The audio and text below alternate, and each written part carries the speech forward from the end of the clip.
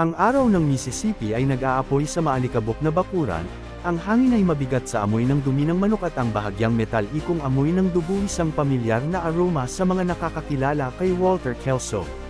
Hindi siya isang taong mahilig sa malalaking pahayag o pampublikong pagkilala, ang kanyang pamana ay binubulong, ipinapasa sa mga bulong sa gitna ng isang kapatiran na nagkakaisa sa ibinahaging paggalang sa mga manok na panglaban. Namatay siya noong 1964, nilamon ng parehong lupa na nagpalaki sa kanyang mga alamat na manok, ang out-and-out Kelsos, ngunit ang kanilang fighting spirit, ang kanilang karahasan, ay nanatili. Si Kelso ay isang mavericks, isang rebelde sa matatag na mundo ng mga dalisay na lahi ng manok na panglaban. Habang ang iba ay kumapit sa mga itinatag na lahi, sinusubaybayan ang mga talaang kanan pabalik sa mga henerasyon, si Kelso ay walang pakialam sa mga linya ng dugo. Naniniwala siya sa pagganap, sa hilaw, hindi mapigil na kapangyarihan na nagpapakita ng sarili sa patintero. Ang kanyang mga pamamaraan ay hindi pangkaraniwan, halos mapanganib. Dadalo siya sa mga cockfights, hindi bilang isang manunood, kundi bilang isang mandaragit. Ang kanyang mga mata ay nag-scan sa mga manok, tinatasa ang kanilang mga lakas, ang kanilang mga kahinaan. Kung ang isang tandang ay nakakuha ng kanyang atensyon, isang manok na nagpakita ng pambihirang tapang, bilis, o tibay, hahanapin ito ni Kelso, makukuha ito, hindi para sa pangalan nito, kundi para sa potensyal nito. Ang kanyang mga kasanayan sa pagpapalahi ay isang patunay sa kanyang natatanging paningin. Hindi niya basta-basta ipapanganak ang mga katulad sa mga katulad, hinahangad niyang lumikha ng isang superior na nilalang, isang makina ng pakikipaglaban.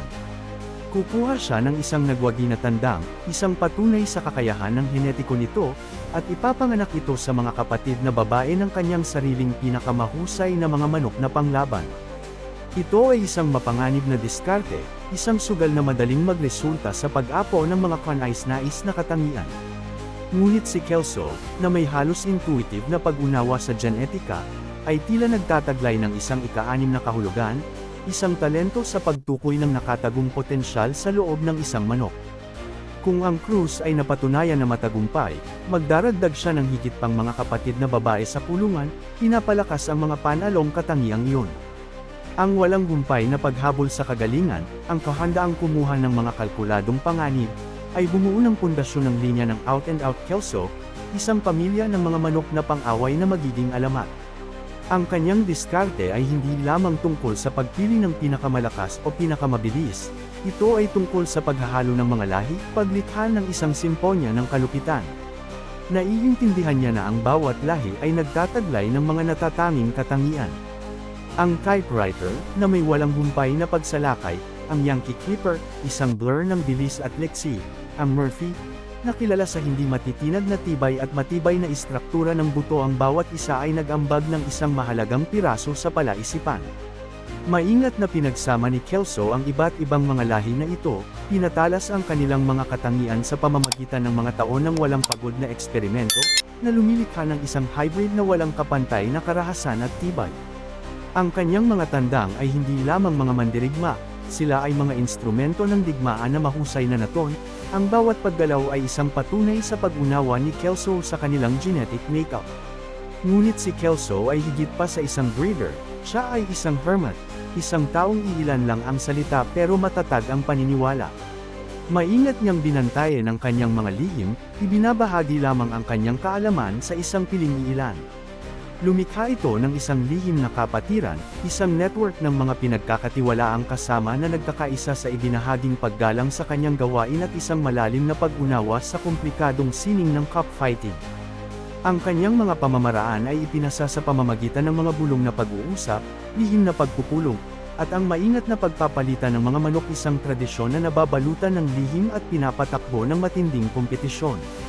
Ang mundo ng high-stakes cockfighting ay isang mundo ng mga bulong na tono at lihim na pakikitungo, kung saan ang mga reputasyon ay itinayo sa lakas ng mga spur ng isang manok at ang katalinuhan ng breeder nito. At si Kelso, ang master, ay naghahari sa lahat. Walang malaking dokumentaryo, walang makantab na cinematic portrayal ng buhay ni Walter Kelso. Ang kanyang kwento ay umiiral sa mga pira-pirasong kwento, ang mga bulong na alamat, ang matinding fighting spirit ng kanyang mga manok. Hindi siya nag-iwan ng autobiography, walang malalaking pahayag, tanging ang nagtatagal na pamana ng out-and-out Kelsos isang patunay sa isang buhay na nakatuon sa paghabol sa isang iisang, halos labis na layunin. Ang kanyang pamana ay nakaukit sa dugo at buto, sa grit at determinasyon ng mga ibon na kanyang nilikha. Isang pamana na patuloy na tumutunog sa mga tahimik na sulok ng mundo ng cockfighting.